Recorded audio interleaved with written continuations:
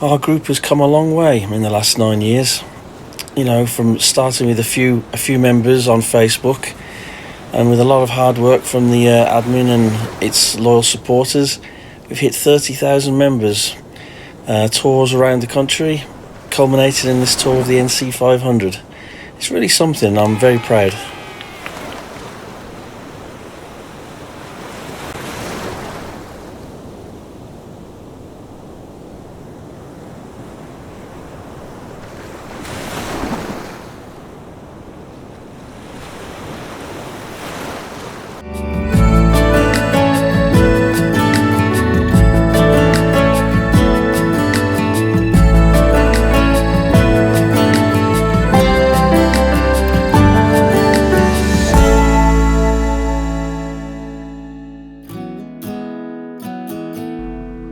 On one of the few occasions that the CBs did work, Gus said, Gar, pull over, quick. I was like, oh no, don't tell me something's gone wrong with the cars. And but it turned out he just wanted to change the battery in the GoPro. I'm very glad he did at this point, because this is the only footage we've got of this part of the drive, and it's some of the best, again, after the Applecross. Very narrow roads, but as you can see, also rock wall lines, so you had to keep your wits about you, because it was just about the width of the car in some places. And we had some fairly big motors along here with the XJ6 and the Granada estate, but again, we saw very little traffic, so that just made it a pleasure to drive. And the scenery had changed. We'd been up in the mountains for so long, and now we were more down in forests and open lakes, which was a surprise after the mountains, how much it changed and so quickly. But that's the thing with Scotland, there's always another surprise around the corner.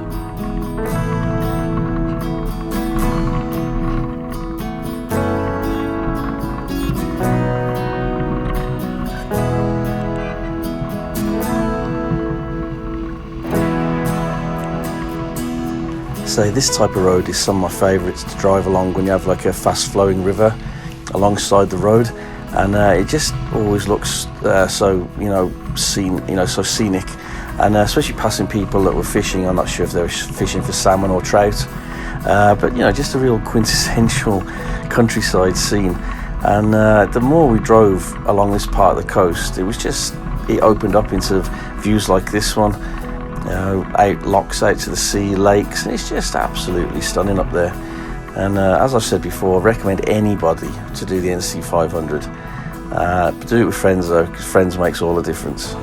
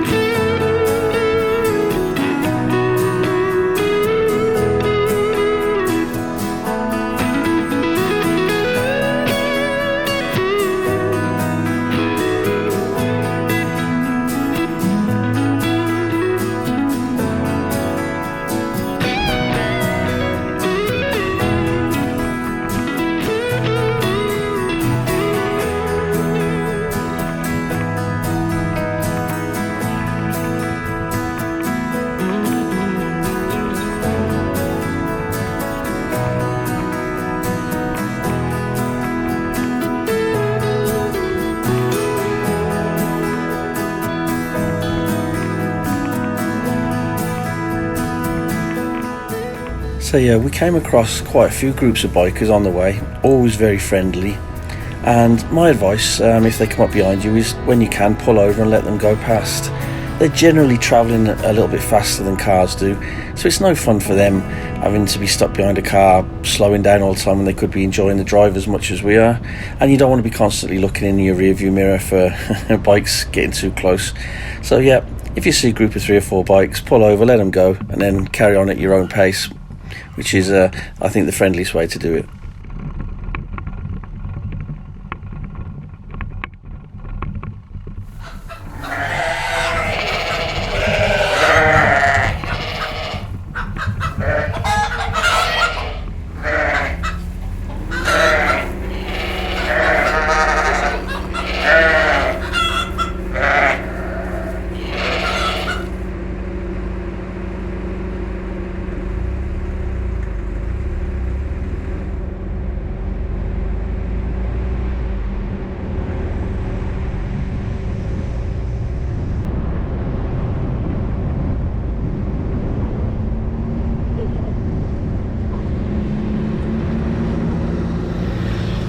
So for me, some of the nicest drives we did were through the little towns and hamlets that you see dotted all along the coastal road. Sometimes, like you see here, it's just, 3 or 4 houses, and if you're lucky, there might be a shop or a post office. Really, really remote and isolated communities.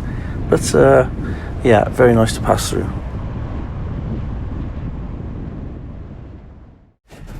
Here we are arriving at Achmelvich Beach. I'd been raving about this since we'd left at the start of the tour, and explained to them how, it was one of the most stunning beaches in Scotland and we had to stop and see it. Of course, I'd picked pretty much the only wet day out of our 10-day tour, and you can see by the puddles on the ground just how much it had been raining, and it was still continuing to rain.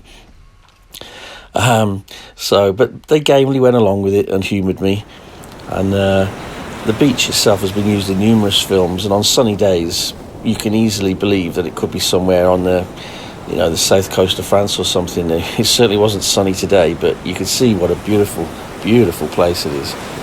And there was even 2 hardy Scottish ladies were swimming in the water, and we said to them, "Is it cold?" And they said, "It's a wee bit cold," which was an understatement considering we were wrapped in coats and hats and everything. But it's somewhere I wanted to visit, and we left our little mark in the sand. Yeah, beautiful, beautiful place. Down a little winding road that you'd never know was there, but if you're passing by, you need to see it.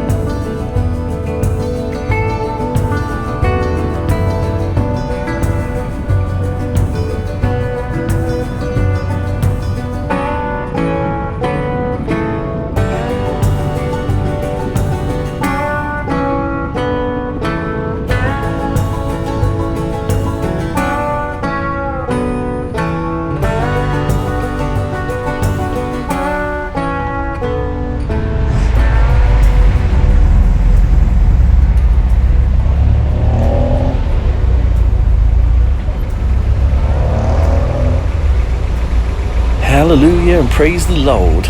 Brian has finally fixed that bloody brake light.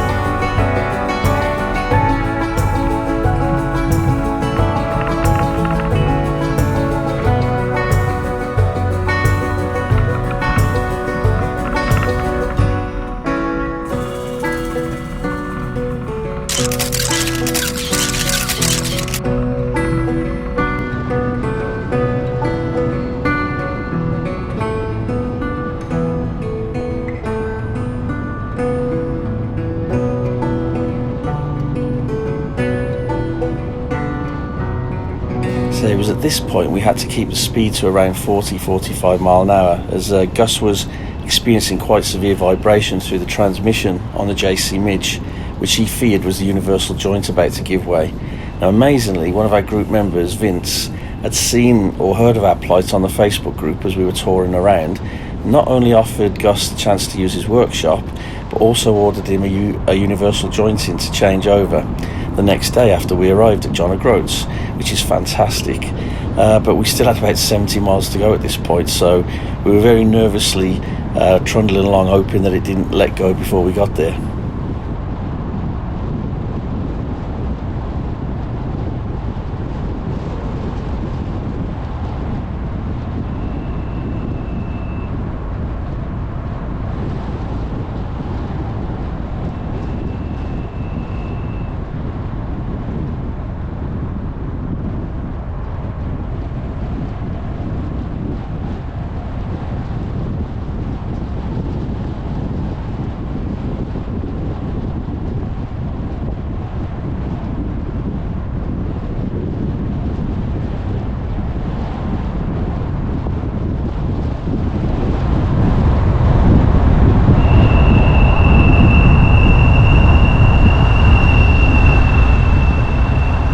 A note to all future tour members, a tube of copper grease, which will stop your brake pads from squealing, is about £3.99 from all good Halford stockists. Thank you.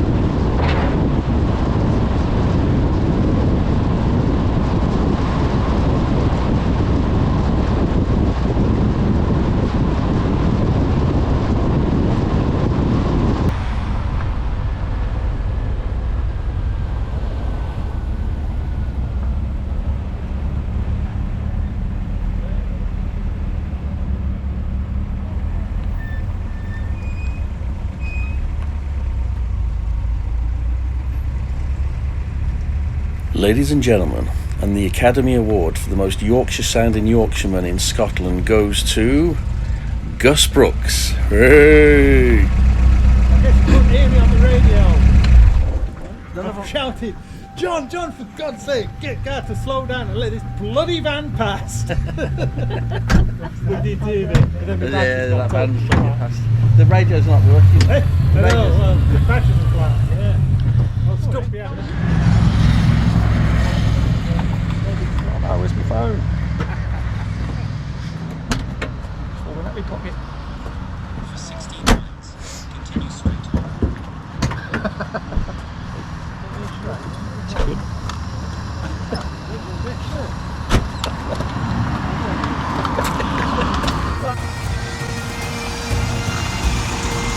Here, top of England, or the UK if you like. John.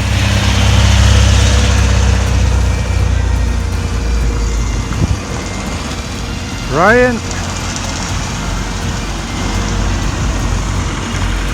And as the leader, Gar.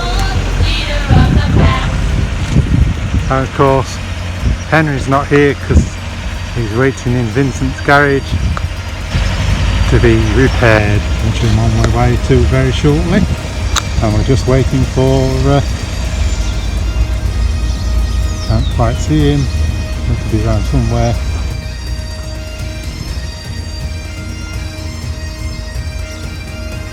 Come on, Anthony.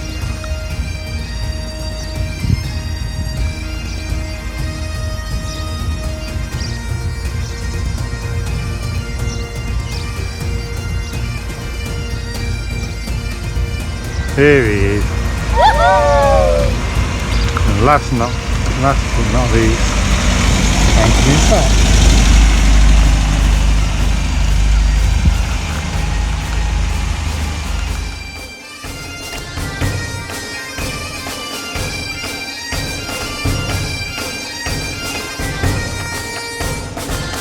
Henry all safely tucked up for the night in Vince's garage, not too far from John O'Groats.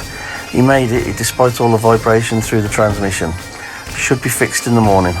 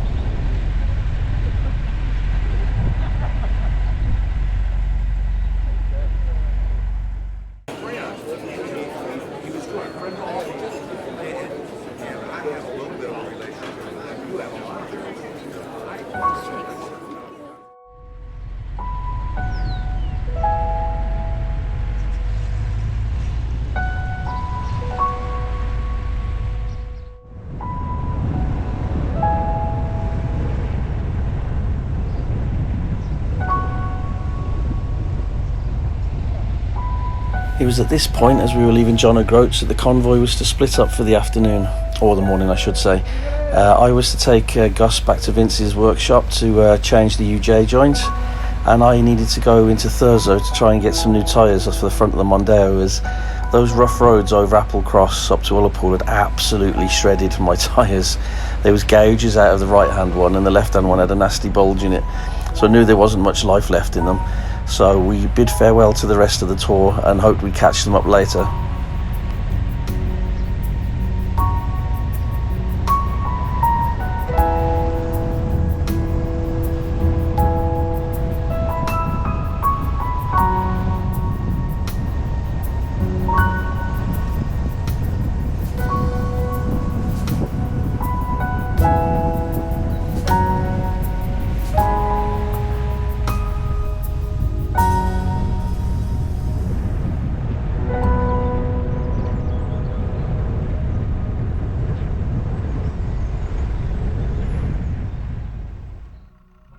So Gus had considerable more luck fixing his universal joint, and much quicker than I managed to source 2 tyres for the Mondeo, and it took me a couple of hours to get that done.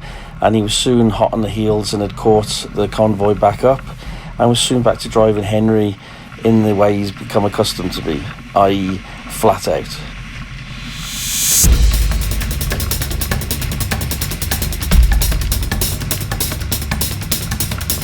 Get out, bloody road, lad.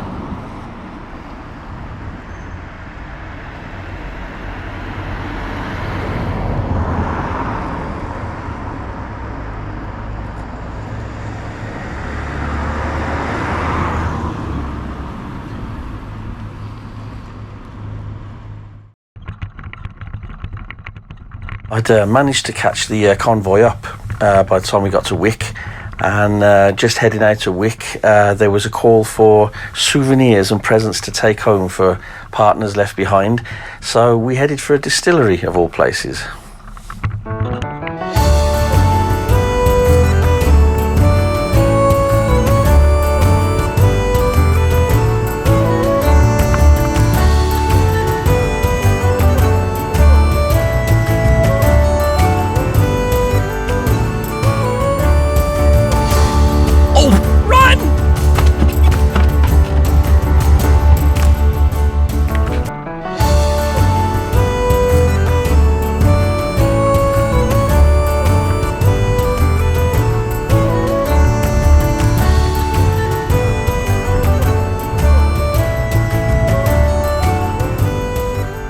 For those of you that are not familiar with what Henry is, he's actually a JC Midge, and the Midges were built by JC Sports Cars of Sheffield, and they were launched in the early 1980s based on a Triumph Herald chassis. Now I'm hesitant to call it a kit car because there's no fiberglass in it whatsoever, and you didn't just buy everything off the shelf. Once you had your Donor Herald, you bought the blueprints from JC, and the whole body is aluminium panels over plywood. So you would have the blueprints to cut out the plywood first, and then the aluminium to go over the top. So it took a fair bit of skill to build one of these cars, and no two were ever the same because they were handmade. And I think they were relatively popular in their day, but they're quite a rare sight now. But it's absolutely Gus's pride and joy, and he's done an awful lot of work to this car to improve its looks and performance. Looks wise, he's got the big chrome sibbies on the front. Very noticeable. The original 13-inch steel wheels have been replaced with 15-inch chrome wires, which look terrific. He built the brushed aluminium dash for it, which is a real nice touch. His sister-in-law built and trimmed the new tonneau cover for it, which has got extra headroom for Gus. It's wearing a pair of twin SU carbs off a $1,500 Dolomite with stacks, so it really does go well. The power to weight ratio is fairly high, and he's recently acquired a new gearbox and a Laycock overdrive, so he really will be able to keep up well with us on the motorway. But with Gus driving it in his full Dick Dastardly gear, you know, you really cannot miss him. If you see him, you know it's Gus. The car's got great performance, the handling is like a demon, and as you can see, he absolutely loves driving it, and why not?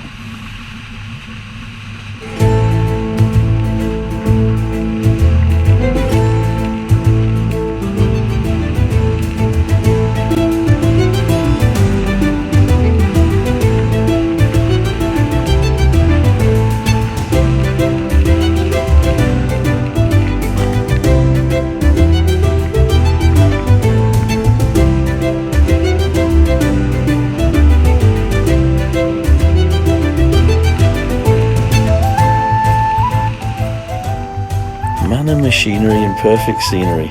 This is what it's all about. So we all envied Gus on the nice days when he had the hood down and he was enjoying this view. And Henry must be so much fun. I mean, it does not lean at all in the bends. You can see Gus just doesn't need to lift off. He just takes the corners. And this East Coast road had some fantastically steep, challenging roads. As you can see here, it's more like an alpine pass. And he's absolutely loving every minute of it.